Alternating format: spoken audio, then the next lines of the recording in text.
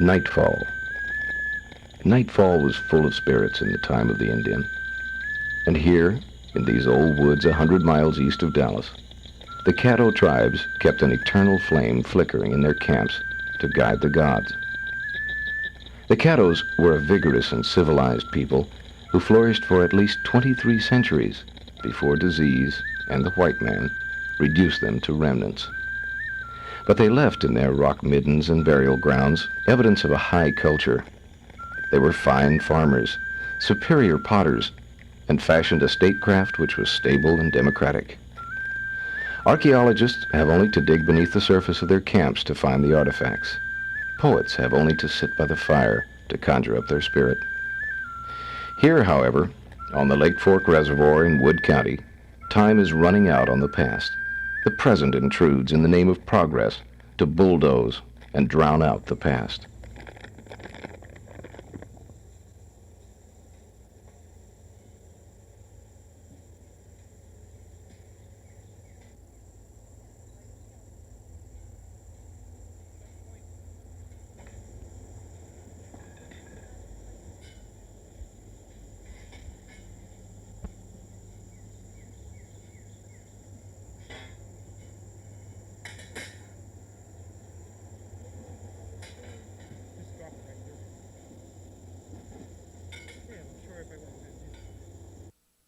Okay, Bob, how about you and Pam work on this square here? And Karen, you and Kathy can work on the square over there.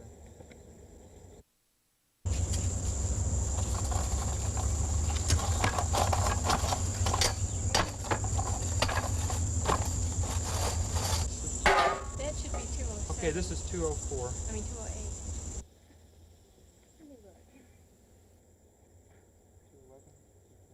Okay, what we do when we first start working on a site is we lay out a bunch of squares. And the size square that we're using right now is a 1 meter square. That gives us a large enough area so we get enough artifacts to do something with, but yet it's a small enough area that we have pretty good control on where artifacts are actually coming from. Then we begin excavating them down in 10-centimeter levels. The stuff deeper from the ground may be older, and so by going down in levels you preserve that. You have the stuff from deeper levels that you can analyze later and look at separately.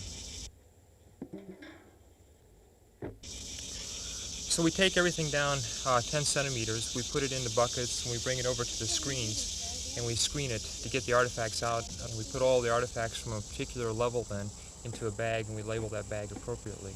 Start is a lot harder than it used to be. Root cutters.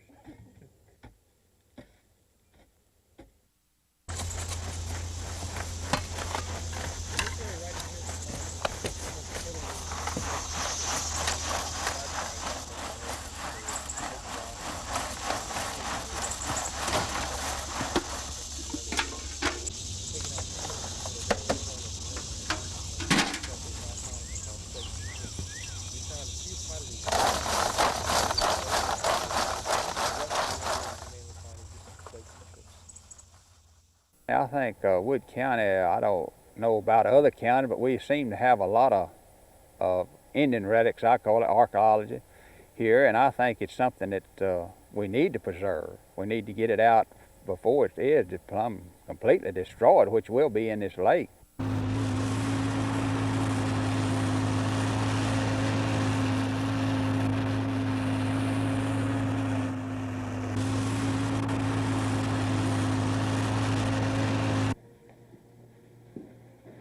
Did we get anything from Swearingen on the Lake Fork project yet this morning?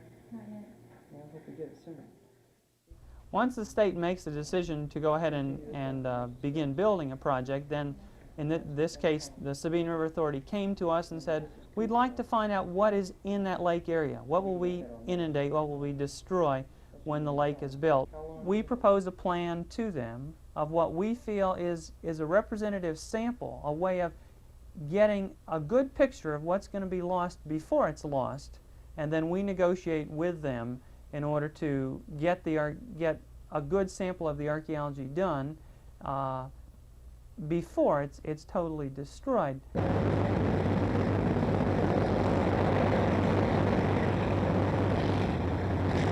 This is strictly a water supply reservoir. It'll be used for municipal and industrial domestic use.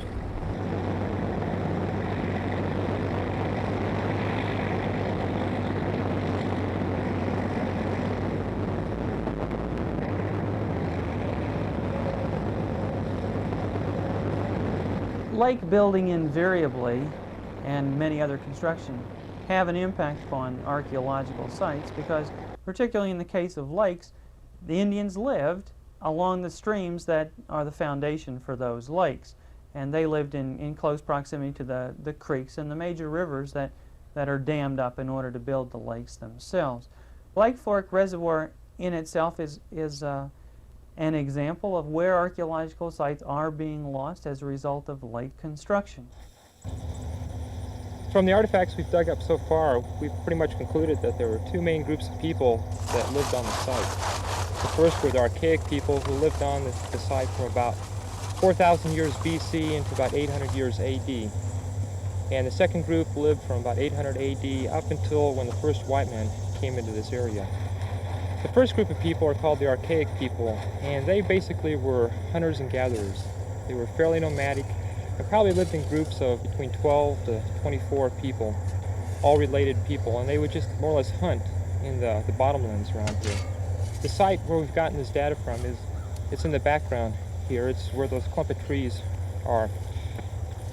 And the archaic people probably came across that knoll, and because it was just a high knoll, it's about 30 feet at one point above the rest of the floodplain that we're standing in. These archaic people just settled on there and maybe stayed for a couple of weeks or so. Over a period of 1,000 years, they would stay for a couple of weeks, maybe during 1 year, come back a couple years later and stay for another couple of weeks. And while they were staying there, they would hunt deer and other wildlife around the area and pick nuts and other types of wild plants. The next group of people that came along and lived at the site are called the Neo-American people, or the Caddo Indians. The two names were more or less synonymous. And they were a little bit different in the way that they subsisted here. That they didn't do so much hunting, that they more depended upon agriculture and growing crops. And it's conceivable that perhaps they farmed a section of this bottomland, growing corn, beans, and squash and things like that, and lived up on the knoll. Perhaps they built structures up there and stayed for several months at a time, as opposed to the archaic people who just stayed for a few weeks.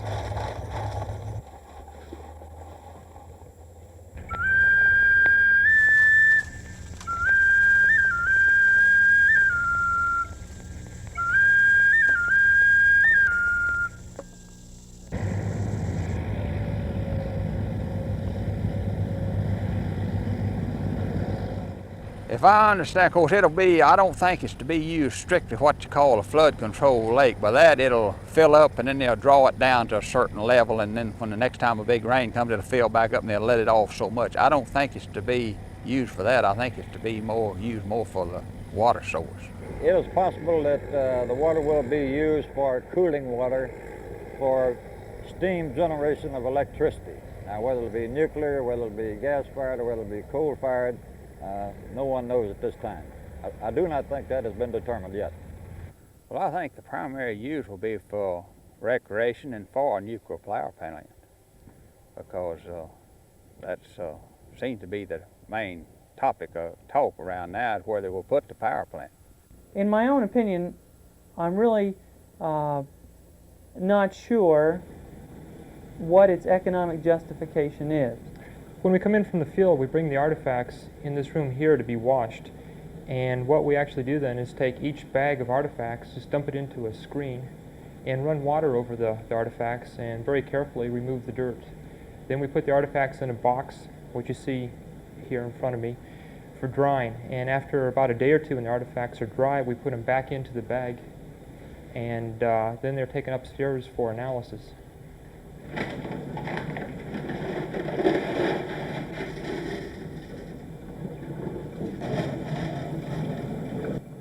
Our purpose in doing archaeology is not to gather artifacts or arrowheads or pieces of pottery or skeletons, but rather to find out what those people themselves were like.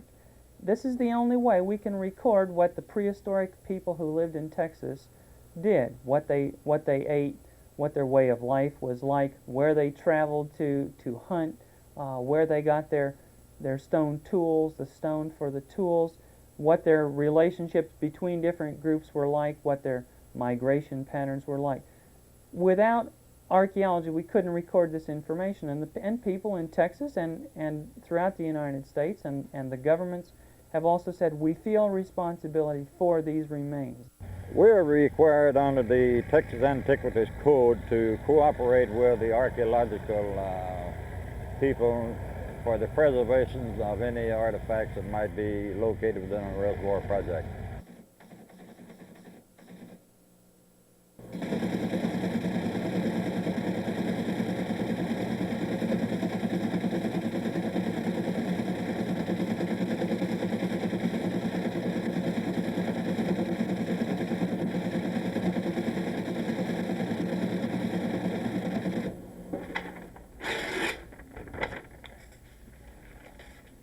Okay, we take data quite often similar to what's been printed out here, and using the main computer facilities, which is in a different building, we have the computer then print out artifact density maps of our site.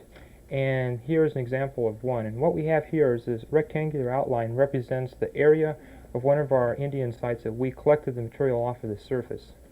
And what it essentially shows is that we have one concentration of pottery sherds on the site, and it shows it up in this corner here. Now we can take this information, and in this particular case here, we think that we have a house unit here. There's a dark stain on the soil out there, and so here the computer has helped us to, define this particular house unit. If you stop and look at it, man has lived in this area here, for example, for 5,000–6,000 years before any white man ever stepped on this ground. So we have 5,000 or 6,000 years of history that is represented in the artifacts in the ground. And I think that in itself makes it important to learn about what people were doing before white men ever came here. We need to excavate these sites. It gives us an understanding of what was going on, of another way of life. Men were in this area before. Men were living here in this particular area before the Great Pyramids were even built in Egypt. Everybody commonly accepts that the history of Egypt and the pyramids is important, and we don't have such great earth structures here, but the history is just as important. Another point I think we need to consider is that some people think that when you flood an area that you preserve the archaeological sites, and that they're just silted over and they're there for future excavators. Well, there's been a few studies done on that problem, and the studies indicate that you have underwater currents in these reservoirs, and you actually erode your archaeological sites out. Within the reservoir, we've located 130 sites that are going to be totally destroyed.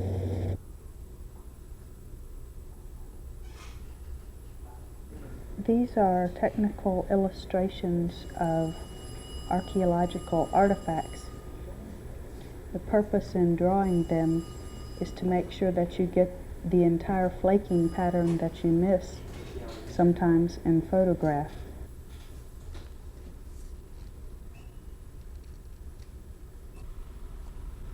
And the drawing is actually very simple. All you do is outline a piece, and then essentially you have to eyeball in all the flake scars on a piece.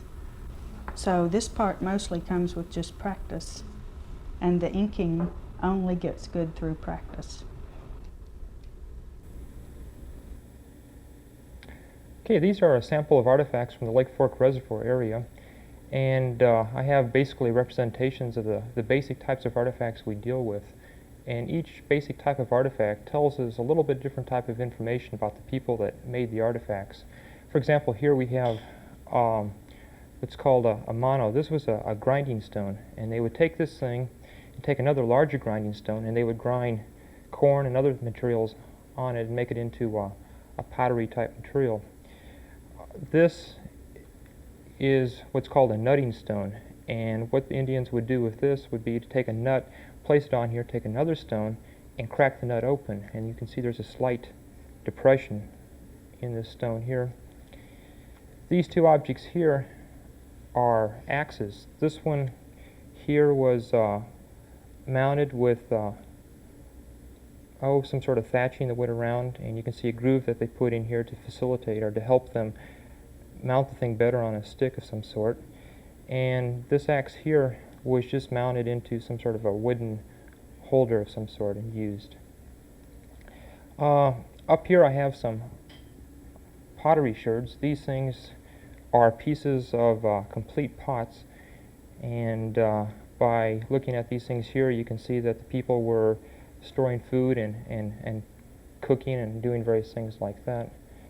This artifact here is what's left of just a piece of rock that an Indian picked up, and he began knocking off pieces of the rock. For example, a piece like this probably came off over here.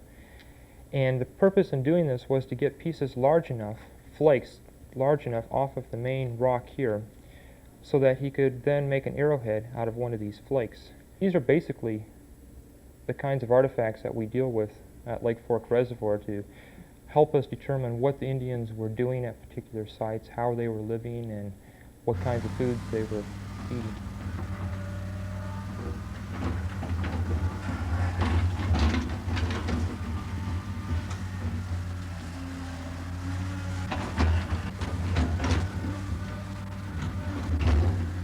Anytime that progress is going on, it's a drawback to it to a certain extent.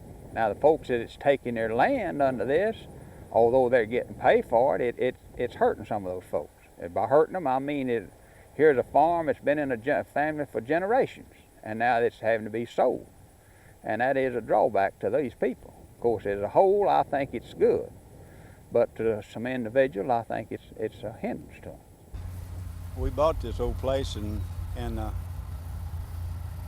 about 1947, and most of this land you see here was all in woods then, and we cleared it up with cross-cut saws and axes, and seeded and fertilized for years till we got it in production. And there's my wife. Part of the place you see here across the road belongs to my wife's folks, and she heired it from her father when he died. She's lived on the place ever since she was born, and I've only lived here since 1947. And we knew there's some talk of the lake about 8 or 10 years ago, but there's talk of it as a federal project, and we wanted to build a house, but we didn't want to build a house if it's going to put a lake on the place. But then when the federal project fell through, we just supposed that there wouldn't be any lake, so we built a house. And then about 2 years after we built the house, well, the power companies agreed to buy water to cool their generators, Sabine River Authority, and that gives them the money to build a lake. What we're most concerned about is what they're paying for the land. Most of the people could sell their places for from $200 to $300 more per acre than Sabine River Authority is giving them for the land. They bought our land, and then they bought our houses separate to the land. So I guess it was a fairly good price. It wasn't as much as it was worth to us, but nevertheless. While I'm at it, I want to say about this lake business. I just want to say that I know how the Indians felt now when they were driven away. I've never really been in sympathy with Indians before, but now I am. I'm in sympathy with Indians because our ancestors came here and drove them away, and now the lake's driving me away just the way they were driven away.